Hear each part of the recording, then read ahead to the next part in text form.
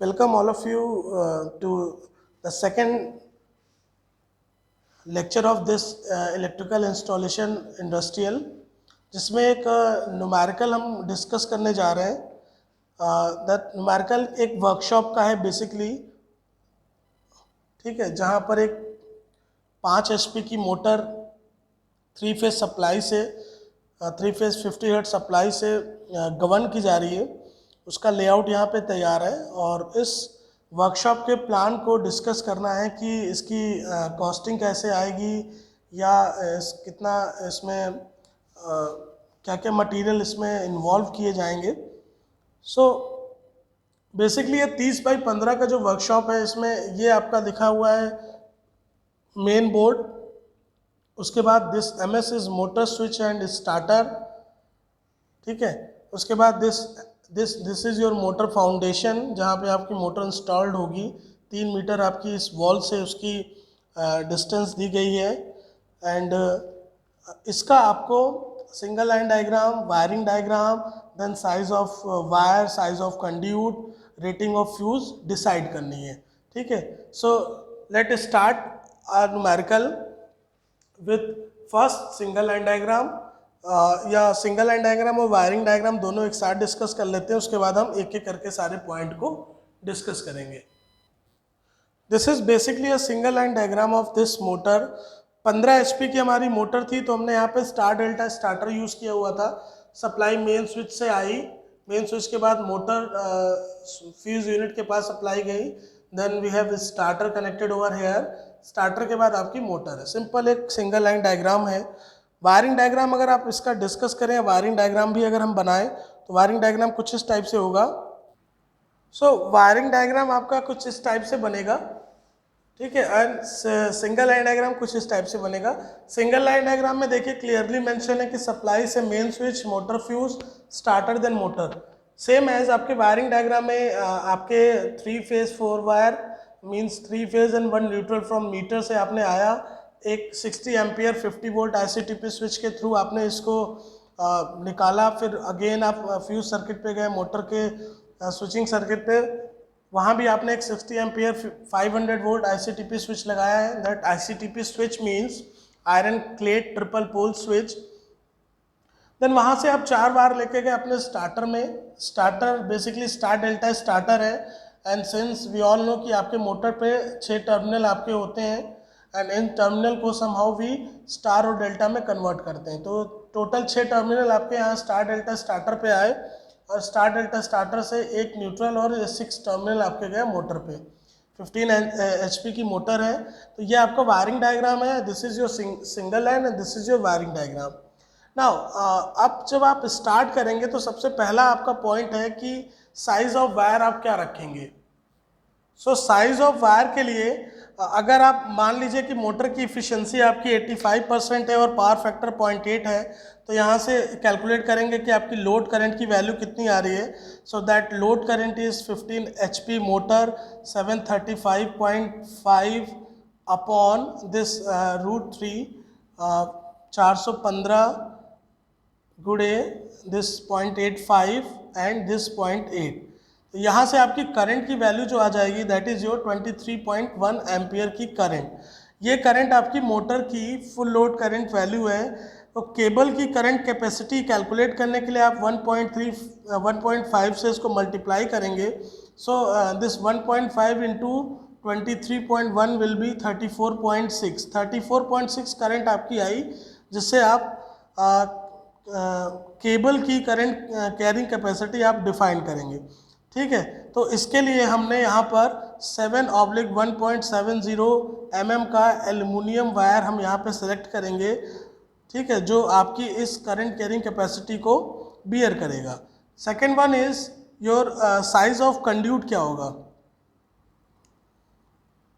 Size of conduit देखिए main board से motor switch तक आप देखिए आपके पास 3 वायर रन कर रहे हैं एक न्यूट्रल के साथ, ठीक है। तो अगर 3 वायर या 3 केबल इस एल्युमिनियम केबल की है, तो आप वहाँ पर 13.8 mm का हैवी गेज कंड्यूट यहाँ पर रिक्वायर पड़ेगी। कहाँ से? दिस मोटर से इसके मेन फ्यूज तक, ठीक है। या कह सकते हैं कि स्टार्टर तक भी आपके 4 वायर जा रहे हैं, तो आपको ये 31.8 mm का कंड्यूट एल्युमिनियम वायर यहाँ पे लगे, कंड्यूट साइज का, गेज का साइज का वो लगेगा कंड्यूट। और मोटर स्टार्टर से अगर आप मोटर टर्मिनल की बात करें जहाँ पे 6 वायर रन कर रहे हैं, तो वहाँ पर आपको 38 mm हैवी गेज का कंड्यूट रेफर करना पड़ेगा। ये वैल्यूज़ मैं आपके चार्ट के थ्रू देख के बता रहा हूँ कि वहाँ पर 38 mm का कंड्यूट रेफर लेना पड़ेगा, और यहाँ से यहाँ तक के लिए आपको 31.8 mm का कंड्यूट लेना पड़ेगा।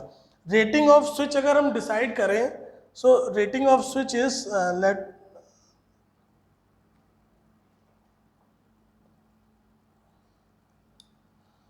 रेटिंग ऑफ स्विच के लिए, या रेटिंग ऑफ स्विच मींस ये फ्यूज की हम बात कर रहे हैं, तो स्टार्टिंग करंट आपकी कितनी थी, अप्रॉक्सीमेट 24 मान लीजिए। अगर आप उसको 1.5 से मल्टीप्लाई करेंगे तो दिस इज 34.6 एम्पियर। अब हमारे पास जो मेन स्विच होते हैं वो 15 एम्पियर, 30 एम्पियर, 60 एम्पियर, 100 एम्पियर इस टाइप से आते हैं, ठीक है।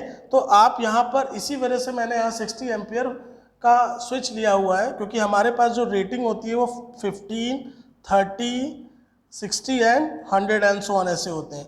तो यहाँ पर आप 60 एम्पियर 500 वोल्ट ग्रेड का TPIC स्विच या ट्रिपल पोल आयरन क्लेड या कह सकते हैं ICTP स्विच हम यूज़ करेंगे। तो ये तो 3 पॉइंट हो गए कि साइज़ क्या होगा वायर का, कंड्यूट का, और रेटिंग क्या होगी फ्यूज़ की।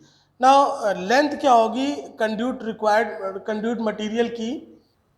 So length of conduit calculate करने के लिए कुछ एजम्पशन जैसे स्टार्टिंग में हमने लिए थे कि मेन स्विच और मोटर स्विच और स्टार्टर ये जो आपके हैं वो आपकी ग्राउंड फ्लोर की हाइट से 1.5 मीटर पर इंस्टॉल किए जाएंगे, पहली चीज़। और दूसरी हाइट ऑफ कंड्यूट या हॉरिजॉन्टल रन की जो हम बात कर रहे हैं वो फ्लोर लेवल से हम 3 मीटर पर लेके चलेंगे। तो ये 2 चीज़ें जब आप डिसाइड कर लोगे, उसके बाद आप कैलकुलेट करोगे कि किसी इस वर्कशॉप में कितने ऊपर पे आपका वो लगेगा मेन स्विच, स्विच बोर्ड कितने ऊपर पे लगेगा, स्टार्टर कहाँ पे लगेगा, और वायरिंग आपकी कितने मीटर पे चल रही है, ठीक है। तो 2 एजम्पशन लेने के बाद जब आप कैलकुलेट करेंगे कंड्यूट की लेंथ, तो अभी आपने बोला कि 13.8 mm का जो कंड्यूट साइज है वो यहाँ से लेके यहाँ तक लगेगा, ठीक है। और यहाँ से यहाँ तक आपका 38 mm का कंड्यूट लगेगा। तो अगर मेन स्विच से मोटर स्विच की डिस्टेंस अभी वर्कशॉप के प्लान में आपने देखा, तो उसमें सबसे पहले निकालेंगे कि मेन स्विच से यहाँ तक मोटर स्विच की डिस्टेंस कितनी है। तो मेन स्विच से मोटर स्विच की मान लीजिए डिस्टेंस है 27 मीटर, ठीक है। तो 27 मीटर का आपका कंड्यूट यहाँ से यहाँ तक लग जाएगा। अगर इसके 20% इसमें वेटेज को भी ऐड कर दें, वेस्टेज को भी ऐड कर दें, सो दिस इज अप्रॉक्सीमेट 5.5, तो ये आ जाएगा 32.5 mm या 33 mm का कंड्यूट लगेगा, 33 मीटर का, सॉरी 33 मीटर का कंड्यूट लगेगा 13.8 mm साइज वाला, ठीक है, जो कि आपके इस मेन स्विच से यहाँ तक का गया हुआ है, ठीक। अब यहाँ तक आप आ गए हो, यहाँ तक आपको 33 मीटर का कंड्यूट लगा। अब यहाँ से पहले स्टार्ट कर लेते हैं कि 38 mm वाला कंड्यूट कितने मीटर का होगा। तो ये आपका हो गया 13.8 mm वाले साइज़ का कंड्यूट का मीटर इतना। अब 38 mm साइज़ कंड्यूट का लेंथ क्या होगी, तो उसके लिए आप ये देखिए मोटर के स्टार्टर से ग्राउंड की पहले हाइट देखिए, मोटर के स्टार्टर से ग्राउंड कितना है, तो आप इसमें पहले 1.5 ऊपर लेके जाएंगे। स्टार्टर आपका 1.5 ऊपर है, उसके बाद आप वहाँ से नीचे आएंगे ग्राउंड पर, ठीक है। उसके बाद आप उसको टर्न करेंगे, ये सारी कैलकुलेशन आपको कैलकुलेट करनी पड़ेगी। फिर वहाँ से आप आ जाएंगे मोटर के फाउंडेशन पर।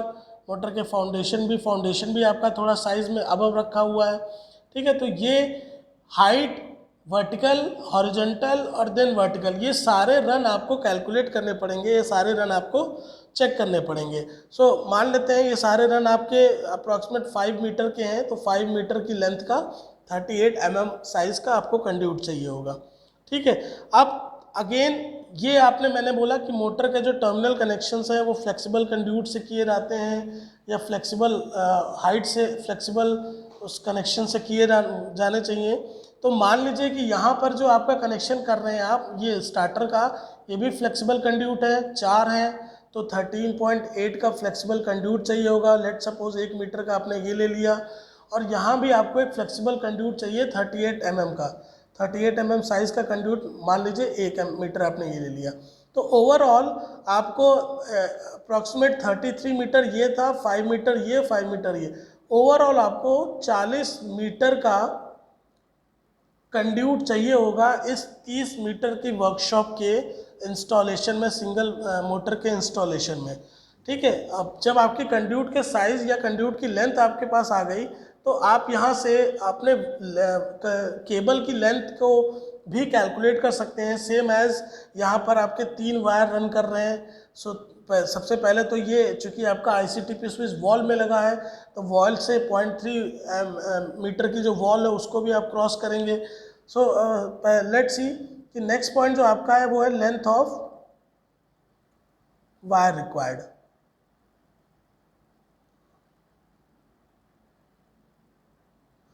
सारे पॉइंट इसमें आप डिस्कस कर लीजिए, मैं कैलकुलेशन कुछ ज़्यादा नहीं कर रहा हूँ, बट आपको एक ओवरव्यू दे दूंगा कि क्या क्या चीज़ें लगेंगी।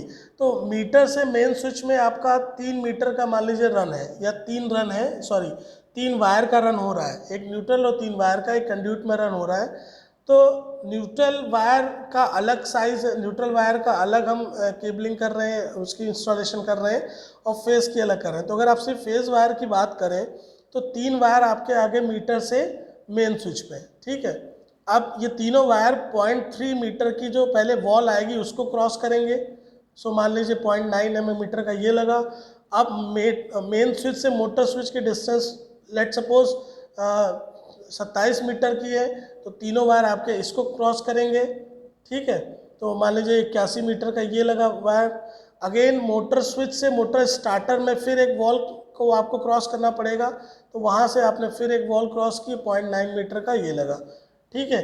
अब यहाँ से यहाँ तक 6 मीटर का आपका 6 वायर का रन हो रहा है। मान लीजिए 6 मीटर का ये टोटल डिफरेंस है, तो 6 × 6.0 तो ये आ गया 36। ये आप एक पिक्चर आपने क्लियर हो गई कि अप्रॉक्सीमेट 120 मीटर या दिस इज 36 मीटर, तो अप्रॉक्सीमेट 118.8 मीटर की आपकी वायर की लेंथ आपको ज़रूरत होगी। वेस्टेज वगैरह अगर आप इसमें ऐड कर दें, सारे वेस्टेज ऐड कर दें, तो प्लस 20% ऑफ वेस्टेज भी ऐड कर दें, तो इट इज़ अराउंड अप्रॉक्सीमेट 142.6 और लेट सपोज 145 मीटर का आपको केबल लगेगी एल्युमिनियम कोर की, जो आपने अभी डिसाइड की थी, ठीक है। सो ये आपके हो गए वायर के लिए। सेम एज आपका अर्थ वायर के लिए भी डिपेंड करेगा कि आपका जो अर्थ वायर है, क्योंकि आपके सारे जो टर्मिनल हैं, चूँकि आप मोटर पे काम कर रहे हैं, तो मोटर पे आपका फ्रेम, मोटर का स्टार्टर, मोटर का main switch, as per according to Indian standard rules या इंडियन इलेक्ट्रिसिटी रूल्स, सभी को आपको अर्थ करना होगा। तो 2 सेपरेट अर्थ इलेक्ट्रोड्स रिक्वायर्ड यहाँ पे होंगे, जो कि आपके ऑल अदर पार्ट्स मेटल के कवर करेंगे अर्थिंग करने के लिए।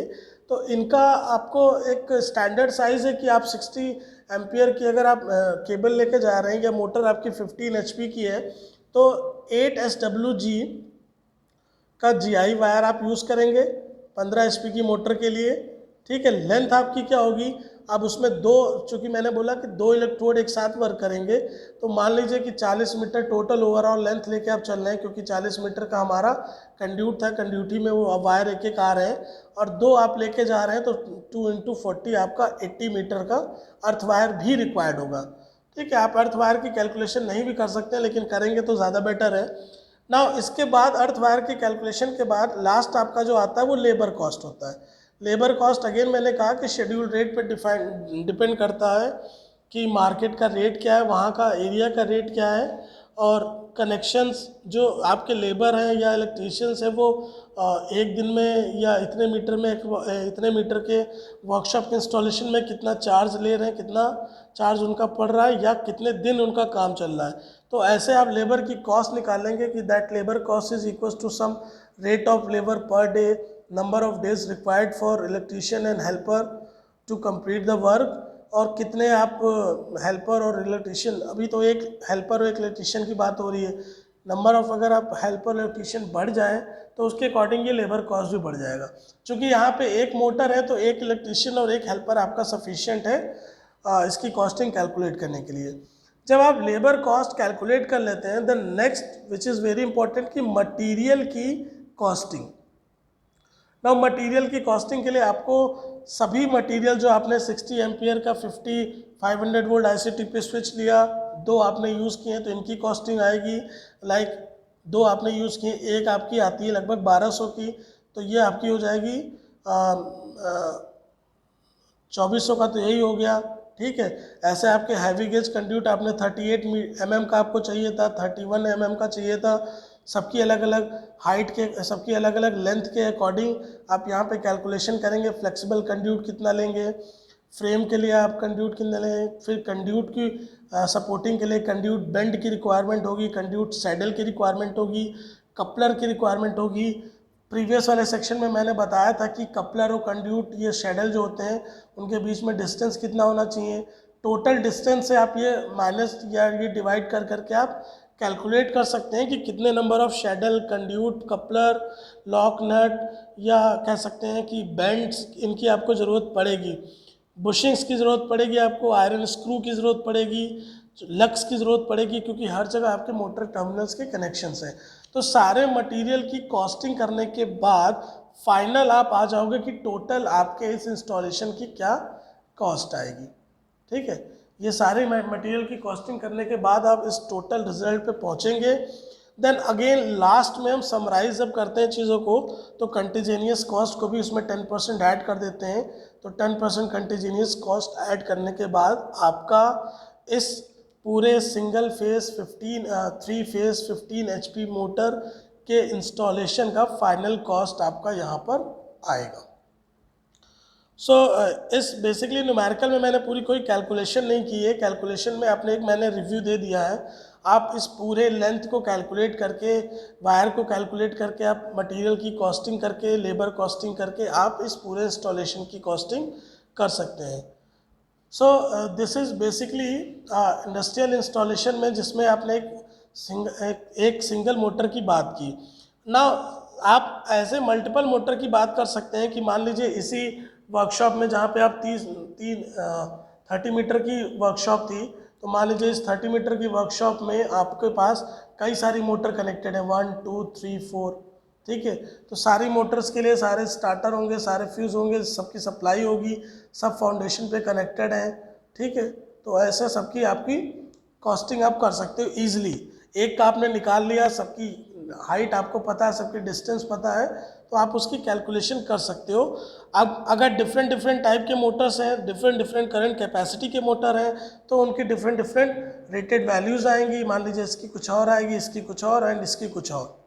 ठीक है, तो इस करंट के अकॉर्डिंग इसका कंड्यूट केबल की साइजिंग डिफाइंड होगी, इसके अकॉर्डिंग इसके फ्यूज़ और केबल की साइजिंग, और एंड सो ऑन, ये प्रोसेस आपका चलता रहेगा। ठीक है, तो ये सारे प्रोसेस करने के बाद इसमें एक और चीज़ ये भी आ सकती है कि चूँकि आप वर्कशॉप जब डिसाइड करने जा रहे हो, तो वहाँ पे आप सिर्फ मोटर की इंस्टॉलेशन की बात नहीं करेंगे। मे बी आप वहाँ पे आपके इनकैंडेसेंट लैंप लगे होंगे, मान लीजिए यहाँ पे लैंप लगे हैं।